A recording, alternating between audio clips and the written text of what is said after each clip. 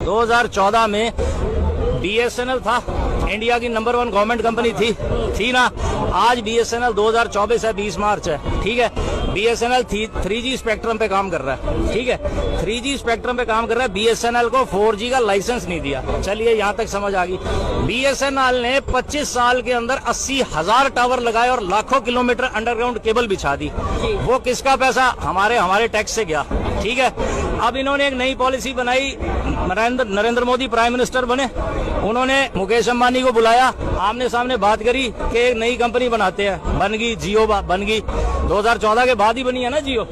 उसके बाद उनको कह दिया कि जी हमारा तो एक टावर नहीं है, नेटवर्क कैसे आएगा। उन्होंने कहा भाई सरकार के 80,000 टावर है BSNL के, उसको हम रोक लेते हैं, उसको हम बैकवर्ड पे ले आते हैं। अब उसका नीलामी ऑक्शन लगा दिया और 2-3 कंपनियां थी। एक वोडाफोन है, वो 60 देशों में, क्योंकि इंग्लैंड की कंपनी है इसलिए बची हुई है, और आइडिया बिड़ला की कंपनी है इसलिए बची है। छोटे प्लेयर तो साफ ही कर दिए इन्होंने, निपटाई दिए।